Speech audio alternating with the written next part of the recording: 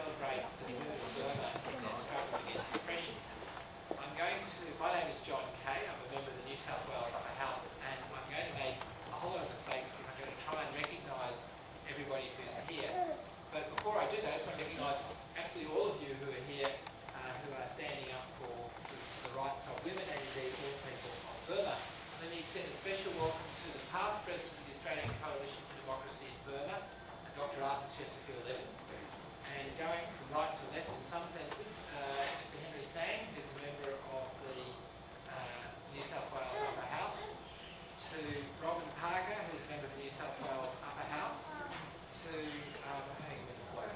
Prue Gower, who's a member of the Lower House and the Shadow Minister for the Environment and Women as well, so it's particularly significant that Prue is here. And I think Penny Sharp is somewhere here. So Penny Sharp will be here shortly. So those are the parliamentarians and ex-parliamentarians who are here. We also have Mr. Tim Tut, who ought to be a member of the Parliament of Burma, and who, as we know, is not. He's here in Australia today. And one of the reasons why we're here is to make sure that he can take a seat in the Parliament of Burma, and we can all go and visit him there on the opening of the real democratically elected Parliament of Burma.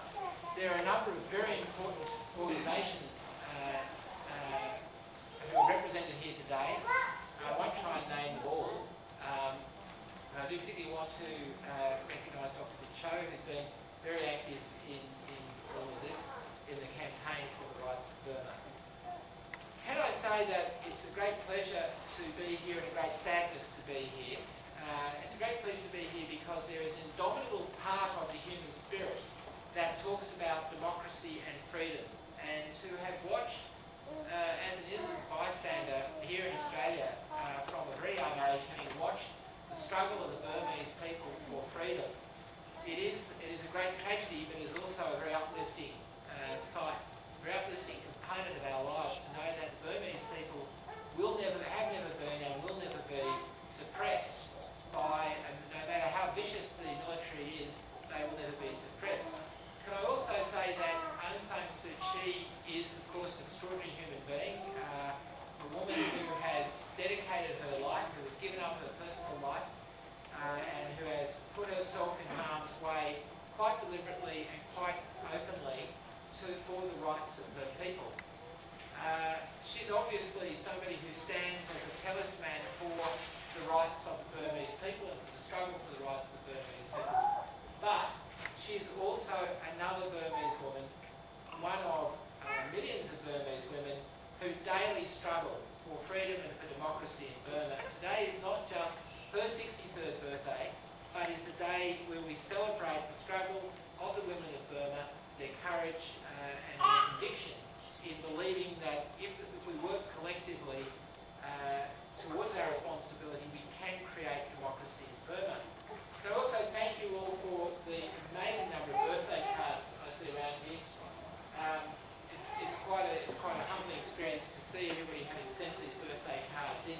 We will obviously collect them and send them off to Stephen Smith, the Foreign Minister, and ask him to give them to the ambassador to Burma to present personally to Aung San Suu Kyi. That way, at least the ambassador gets to see Aung San Suu Kyi, and more importantly, it creates yet more evidence that the imprisonment of Aung San Suu Kyi, the house arrest of Aung San Suu Kyi, is an act of gross violation of human rights. Friends, we're going to start today with Dr. Esther Nyint, who's talking on behalf of the women of Burma. Could you make a warm welcome to Dr. Esther Nyint?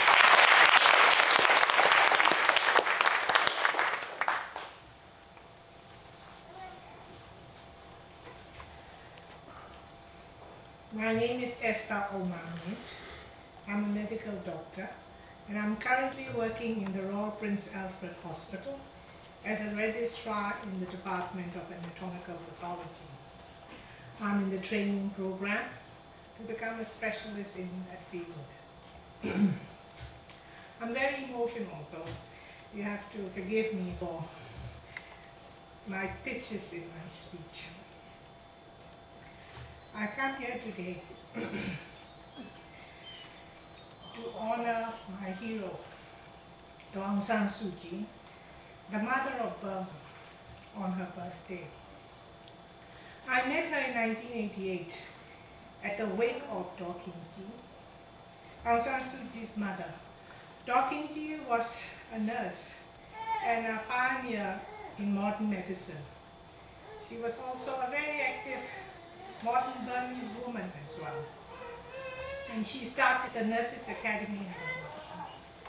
I was representing the Institute of Medicine 1, the institute that I worked for. I saw Aung San Suu Kyi there where she was greeting and meeting everyone from every walk of life. There were so many people who knew her mother, people who came just because she was the widow of Bojo, and also people who came to see the child of Bojo. I was so touched and humbled by her simple, down-to-earth attitude and manners, and I was so impressed. But my love and admiration for her started when I was at the historic day where she spoke to the people at the Shwedagon Pagoda platform. Her first words were, she must tell us the truth, because there were so many rumors going on that she has left the country, she took money from everyone, she's married to so many foreigners, and all sorts of things were going on. And she stood up and said, well, I have to tell you the truth. I'm married to a foreigner. This is my husband, these are my sons. And I live in London. But now that I've seen you all wanted me here, my first love is you, the Burmese people. And that she promised that she will be with us. She kept the promise, Captain.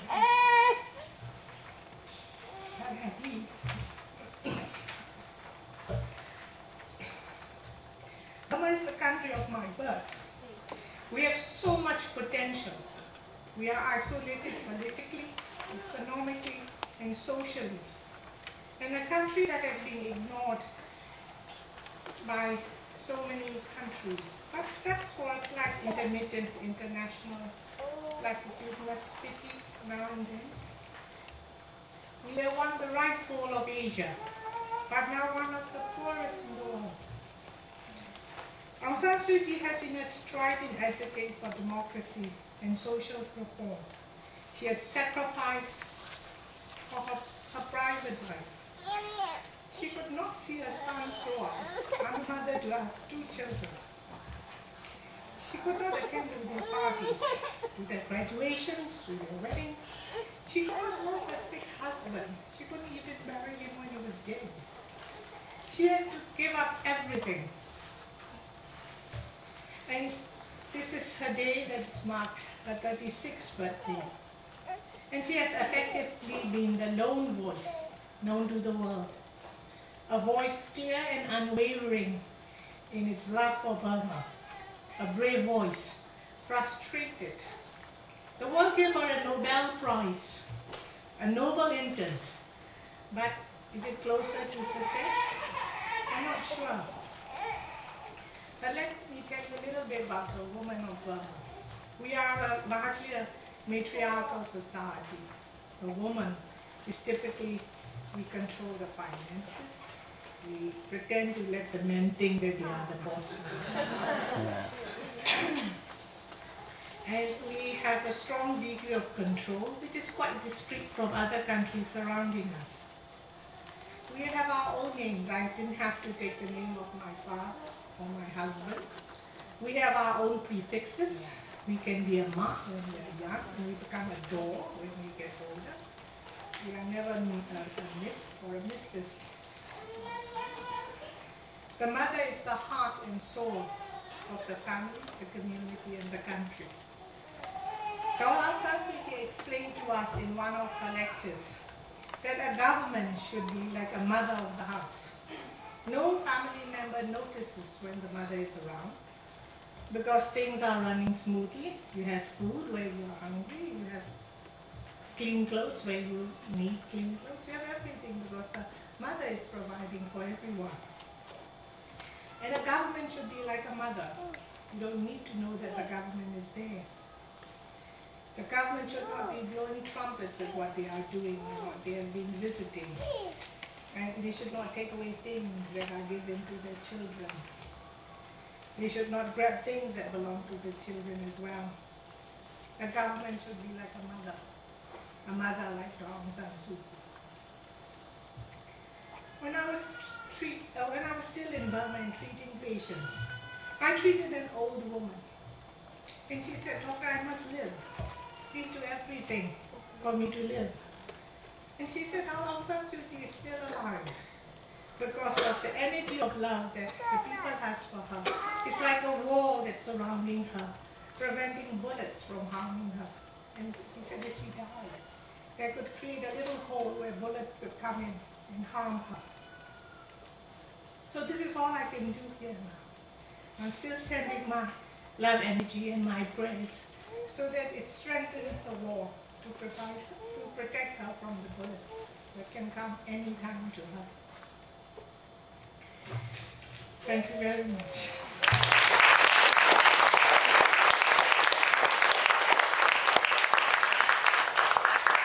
Thank you very much, Dr. Esther. I think the concept of surrounding Aung San Suu Kyi with love and prayers is a very important one, and we're trying to our presence here today is another very small component of that surrounding and protection. Our next speaker is Prue Gowd, who's the member for the Southern Highlands. Goulburn, so the member for Goulburn, I'm doing very well on names, so member for Goulburn and the Shadow Minister for Women.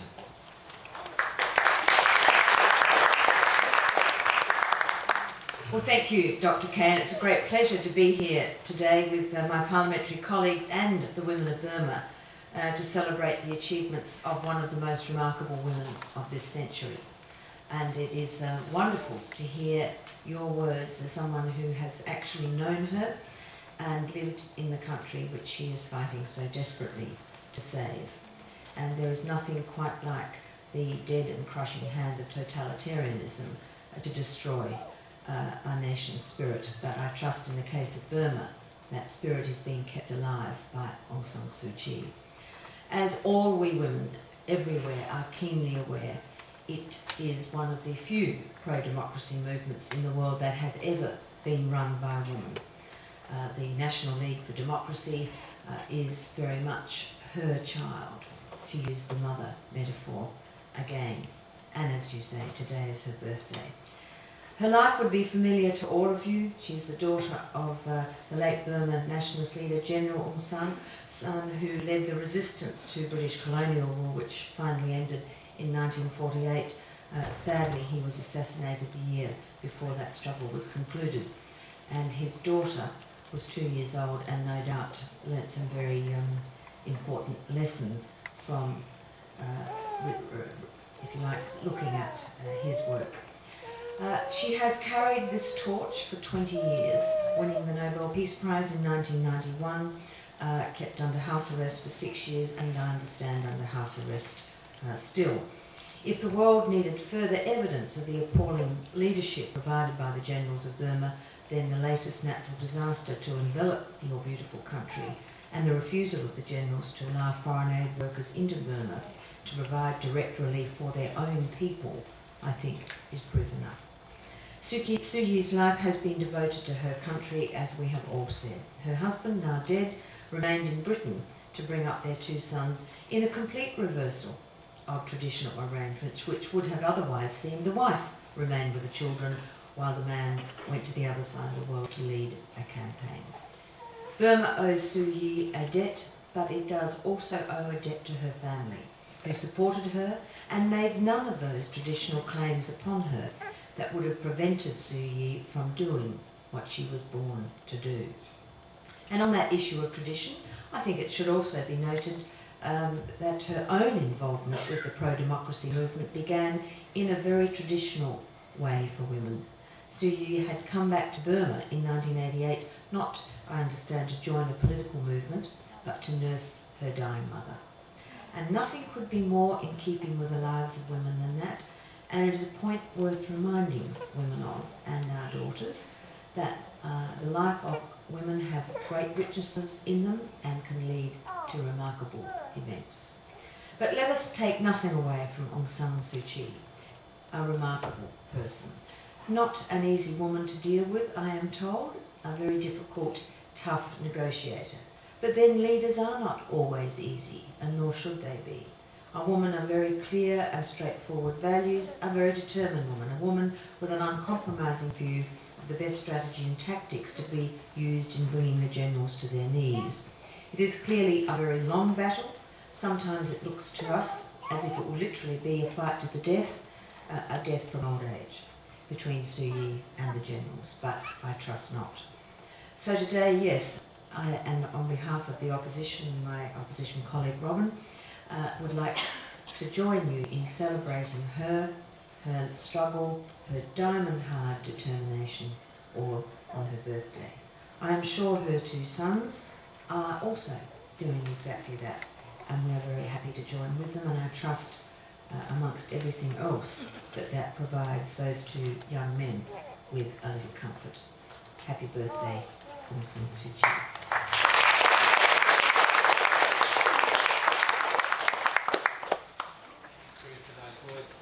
I'd like to invite Charlotte Long from the Burma Sydney campaign. It's important that Charlotte do talk to us because Charlotte was one of the people, and the Burma Sydney campaign was the organisation that came up with the initiative to do this. So I'd like you to welcome Charlotte.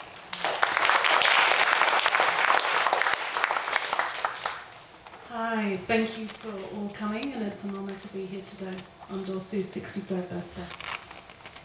I'm just going to read part of the Women's League of Burma, which is a peak group based in Thailand for women's unions for women from Burma. They've put out a press release yesterday calling for her release, and I'm just going to read 2 paragraphs from that.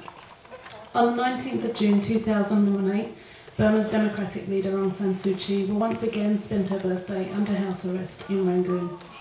She's been under detention and barred from communicating with the outside world since May 2003, when the military regime attempted to assassinate her.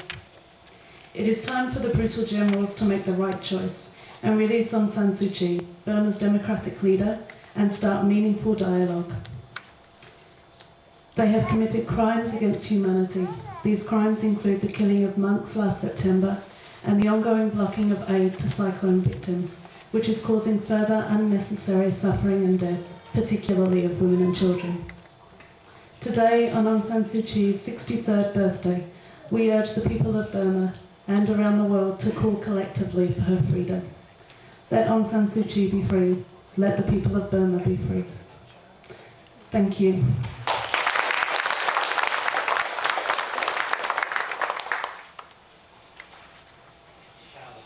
I'd like to invite AIG,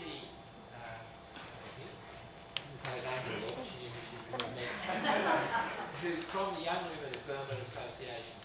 And it's very important that we remember that this is Aung San Suu Kyi's 63rd birthday, but this is also about the young women of Burma who are the future and who are already we've seen in a number of uprisings, taking a leadership role. Thank you very much.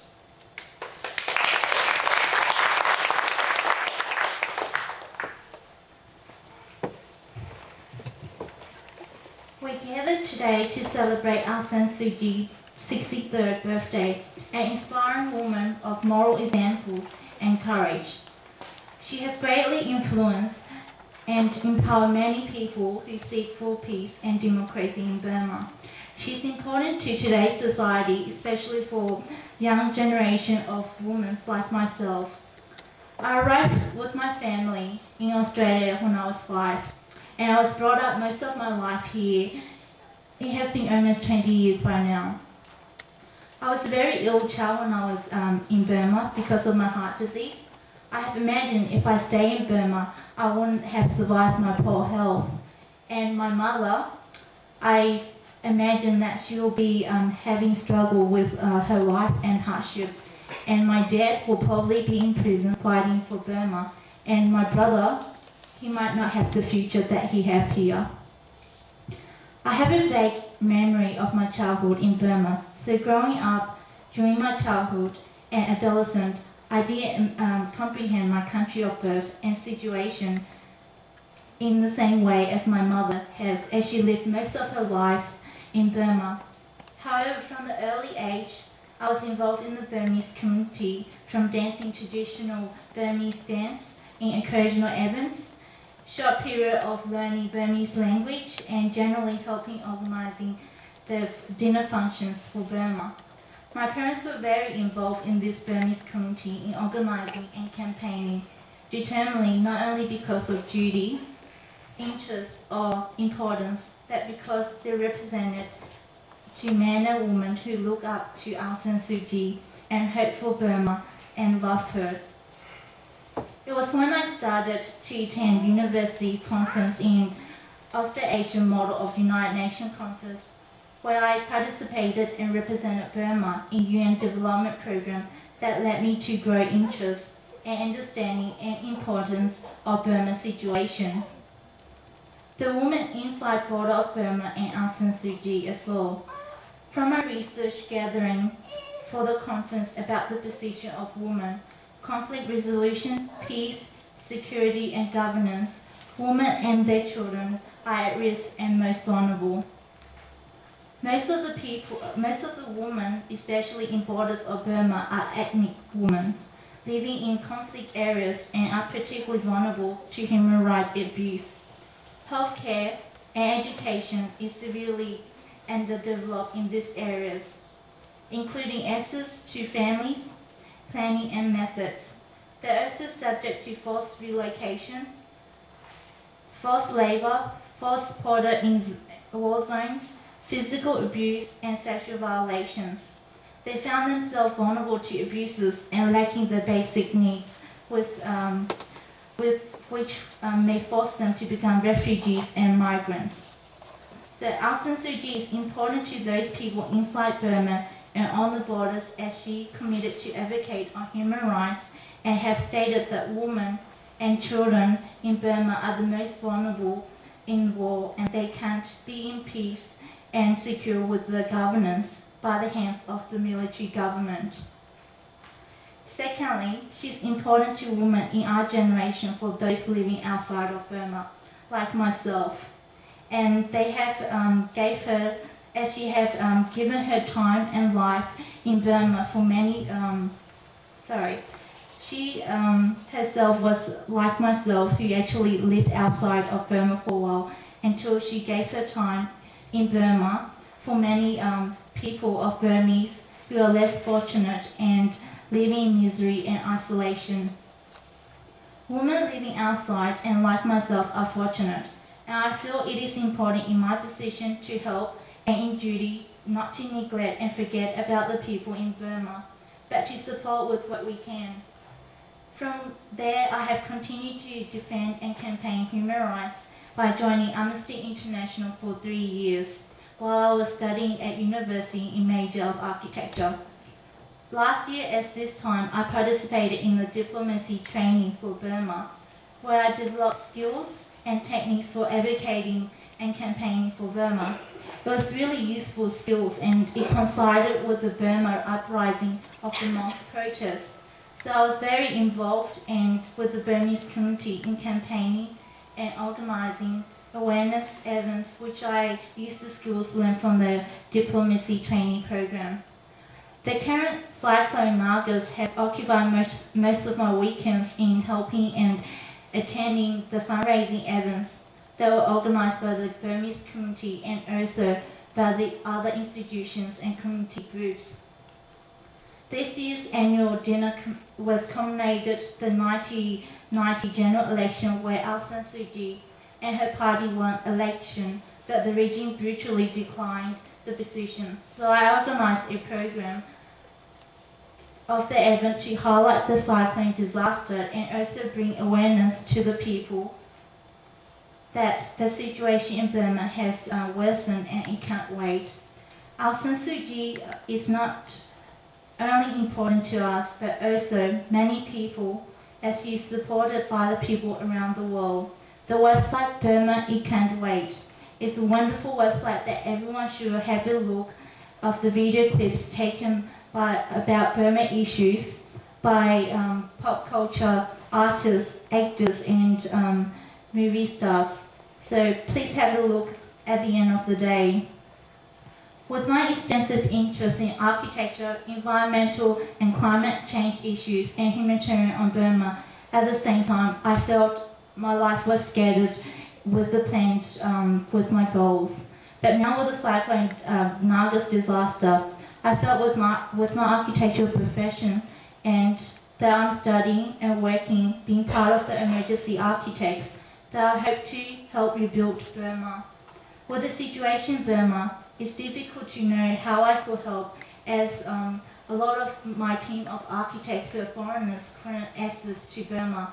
They haven't had allowed visas or any situation, so I'm not sure how I'll be helping, but keeping in touch of how I could rebuild with my architectural skills. Also,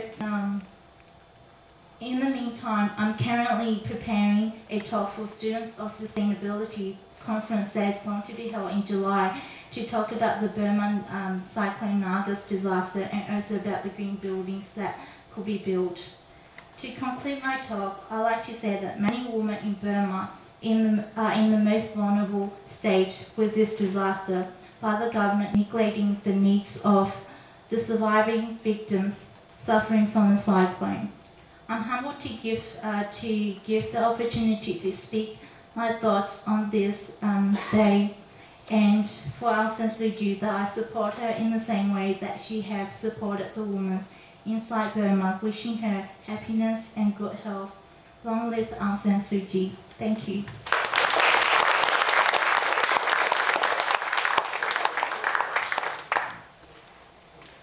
Thank you so much for that. It's so important that we hear from the younger generation who are going to carry the torch forward for Burma. I want to add two more colleagues from the New South Wales Parliament who I failed to acknowledge. My first was Helen Westwood, who unfortunately had to go, and my colleague Ian Cohen, also from the New South Wales Upper House, has arrived. Penny Sharp is a government member of the Upper House and Parliamentary Secretary, and she'll now address us on behalf of the government.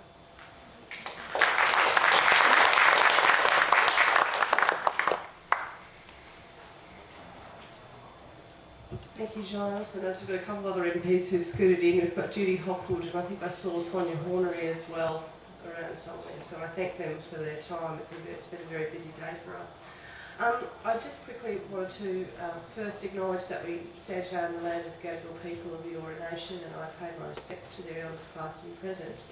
I don't really intend to speak for a very long time today. I just really want to acknowledge that as we are free to gather in the democratic space that is the New South Wales Parliament, that the people of Burma do not have such a right or honour or privilege to do so. That their leader, Aung San Suu Kyi, continues on her birthday to be under house arrest, something that for many of us we cannot even contemplate the strength that requires, the leadership that requires, and the sheer determination to stand up for what is right for your own people is something that even we as elected representatives will never really have to make the choices that she has made to stand up for the rights of her people. And it is a greatly humbling experience to be able to stand here freely today, knowing that she's in her house after many, many years. However, I do think that today's gathering is also extremely important to show solidarity with her and with the people of Burma. I think that the cards are an incredibly symbolic gift from us that just shows that all over the world there are people who continue to watch and continue to wait for justice for the people of Burma, and that we will continue to watch and we will continue to push, and we will not allow this issue to go away until justice is served. In the meantime, we provide all of our support, all of our hope and all of our prayers to Aung San Suu Kyi for her quick release and for what we will continue to wait for, which is a return to democracy in Burma. So I just might leave it there, and also, of course, encourage people, if you haven't, to sign a card. Encourage you to donate to Cyclone Nagas. We've been having some eyewitness accounts and people who are there and we know that the situation remains extremely grim. It's gone off the pages of the media, which is a great sense of problems, because people don't realise that there are still people who have not actually had one bit of aid since the cyclone hit. The generals continue to obstruct people from helping themselves. There is a great rebuilding that needs to go on, and we need to provide as much support as we can. So I might leave it at that, but happy birthday to Aung San Suu Kyi. You are very much in our thoughts, and we look forward to a brighter future and to continuing to support you to reach that goal.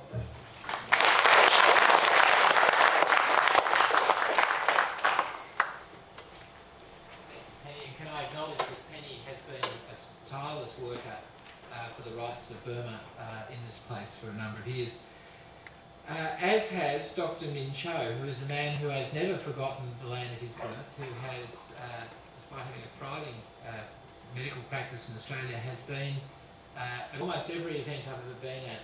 Dr. Min Cho has been there, and I welcome him here today to talk on behalf of the Burma Campaign Sydney.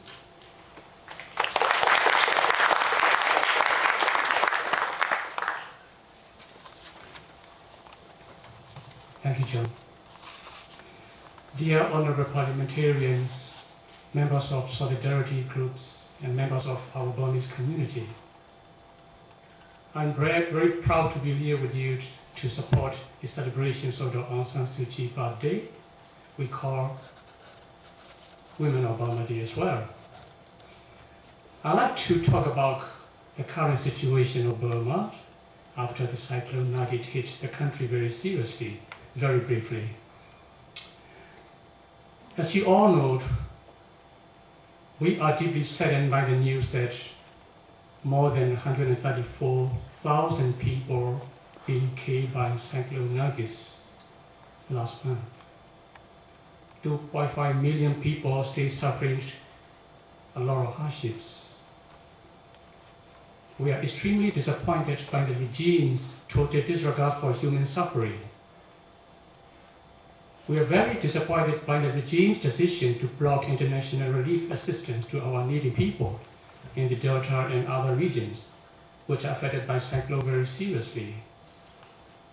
And also, we are seriously concerned about the health and well-being of the survivors in Delta region in particular. As you all know, all UN agencies said that more than 1.5 million cyclone survivors are receiving international relief assistance so far, and 1 more million are not receiving yet.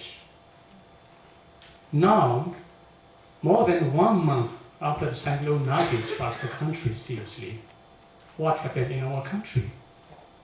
Somebody said that this is because of karma. I don't believe that. This is because of the regime.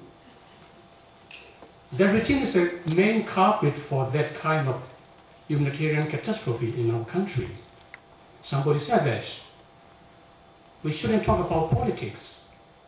We should talk about humanitarian issues. Yes, I agreed to a certain extent. But the situation in Burma is quite different from other countries. In other countries, when the disaster struck the country, all governments take immediate actions systematically. If they cannot take care of that, they open up the country for international relief agencies and experts to help the people as much as they can. My home country, Burma, the regime never ever announced the true death toll or data of the survivors due to different kinds of disasters, floods, landslides, storms, earthquakes, so forth, so on. So this is a shame. What I feel is, if I cannot take care of my children, I need to seek assistance from my friends to save the lives of my children. Government is the parents of the children. They are responsible to look after the people, particularly in that circumstances. International community pledged more than $150 million for the victims of cyclone. However, the people not receiving that assistance very properly. Why? Why? They haven't got any assistance from that international organizations. ASEAN said that they got many millions dollars. They sent very good missions of mercy to assess situation on the ground. They are working very well. This is a kind of diplomatic words. I understand. But what we need is assistance to the needy people in the cyclone disaster areas. So far, more than 1.5 million people, cyclone survivors, are not receiving any assistance yet. More than 35,000 pregnant women lack of facilities for delivery. More than 40,000 farmers lost all equipment. They cannot able to grow the rainy season rice because of lack of equipment and support from the government as well as from international communities.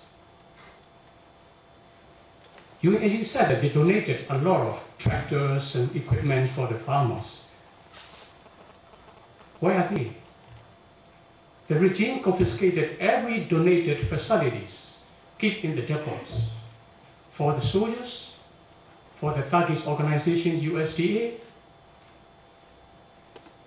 This is the real situation in our country. What about fishermen?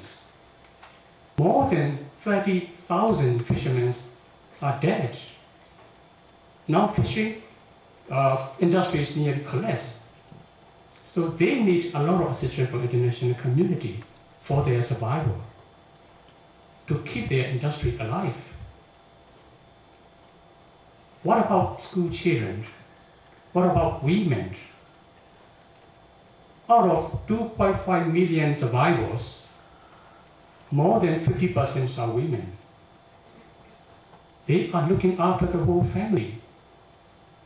If there is no rice, no food, no safe water, how can they look after their children, even themselves? There is a tragic movement in our country. Let me take this opportunity to thank Australian government, Western Australian government, Victoria government, for providing financial assistance to the cyclone victims last month. Federal government pledged $25 million, Western Australian government $1 million, Victoria government $500,000 for the cyclone survivors in our country. I'd like to request New South Wales government to consider some amount of dollars, maybe 1 million, 2 million, more than that. They should provide some sort of humanitarian assistance to the needy people in Delta region. Because this is our state government, we should request them to provide financial assistance as much as they can. I rely on New South Wales parliamentarians, both ruling party as well as opposition parties, and members of solidarity groups and Burmese community to keep lobbying New South Wales government to pledge some amount of money for the cyclone victims in our country. Last but not least, I'd like to take this opportunity to request all of you to think about the situation of Burma is not because of karma, because of the misrule of the military dictatorship, because of lack of governance, because of deliberate negligence of the regimes about sufferings of the people. Without solving the root cause of political problems in Burma, we cannot solve humanitarian crisis very properly. So finally, I'd like to thank all of you to give enough time for this celebration and show your support and solidarity with the victims of cyclone in our country. I strongly believe that if we work united, we will restore democracy, human rights, and we can alleviate sufferings of the people from the hands of military dictatorships. Thank you so much for your attention.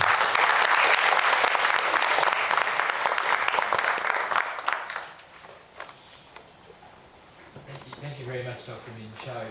Dr. Min Cho is one of a number of leaders of the Burmese community here in Australia or New South Wales who are present with us today. I'd like to acknowledge Dr. Cho Mint Malia and also U Mong Mong Mint and also U Tin Tut for being here today with us. But also I'd like to acknowledge the indomitable spirit of the Burmese community in Australia. Can we now bring our celebrations to an end by doing the traditional thing and lighting a birthday cake? And I understand we have a birthday cake over here with two photos of Aung San Suu Kyi. I'd like to invite U Tin Tut to come forward and actually light the cake for us. And Charlotte's going to help him. While they're getting the cake lighted, I'd like to just remind you, and I don't need to do this, just remind you of the terrible circumstances that now are in the Delta, in the Irrawaddy Delta, the circumstances under which people are struggling, and the way, of course, in which the military regime has frustrated aid efforts. But aid is getting through. I've spoken to somebody who was there over the past few weeks who's telling me that in dribs and drabs aid is getting through. Today we're raising money for the National League for Democracy Cyclone Relief Fund. And if you wish to make a specific contribution to that fund, if you go over here, there'll be people over here with the caterers over there with the red box. We're going to light the cake, and once it's alight, I'm going to ask Judy Hopwood, who's the member for Hornsby, for the state seat of Hornsby, to blow out the cake. I'm doing that. And I also want to acknowledge that Helen Westwood is back. She was here earlier, and I didn't see her for reasons I can't quite work out. I couldn't see her behind the crowd over there, but it's good to have Helen here with us. I'm going to invite Judy to blow out the cake because it is indeed Judy's birthday. So she shares a birthday with Aung San Suu Kyi, and so on behalf of Aung San Suu Kyi, we've almost got the light. When we have a light, on behalf of Aung San Suu Kyi, I would ask you to come forward, Judy, and blow out the cake for us. We'll deem that to be good.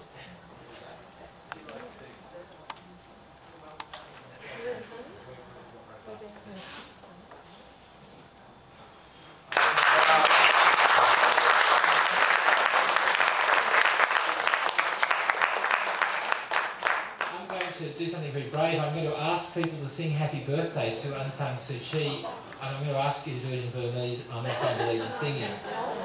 So would you like to lead the singing, or? Do you like to sing in English? That's fine, we can sing in English. So, dear lead off, happy birthday to you, happy birthday to you, happy birthday dear Aung San Suu Kyi. Happy birthday to you. Hooray! Hooray! Hooray!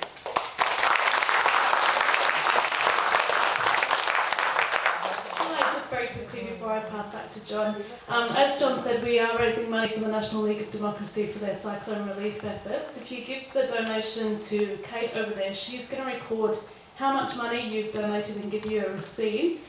We're going to invite New South Wales parliamentarians over the week to do the same, and the Burmese community would like to show their appreciation to you for donating money by the largest donation being gifted this portrait of Aung San Suu Kyi.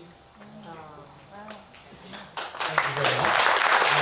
I thought I should take the portrait to the President of the New South Wales Upper House and present it to him later this afternoon. Can I thank you all for being here this afternoon? It's always uplifting to be with the Burmese community, to remind people such as myself who have had the luxury of living a life in a democracy that one should never take democracy for granted, that it is only there because people struggle, people such as the Burmese community struggle for democracy. Can, on your behalf, I wish Aung San Suu Kyi a happy birthday, and can I invite you all to come forward and have a piece of birthday cake. Thank you very much indeed.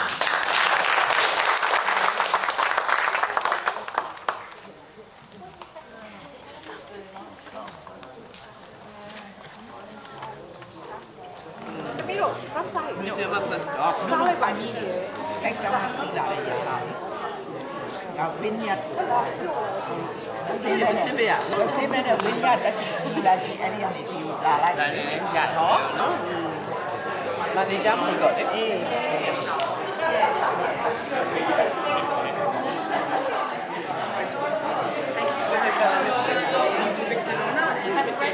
I'll mention, I'll put a private member statement. I missed the start of motions today, so I'm going to find out and I'll get a copy. But I'll mention it in my private members, which I'm doing on homelessness, so it's very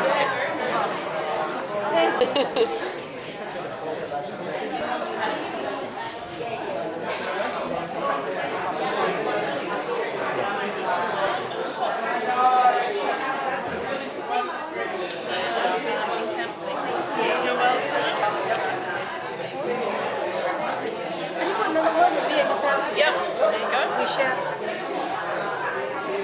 Thank you for lighting the cake.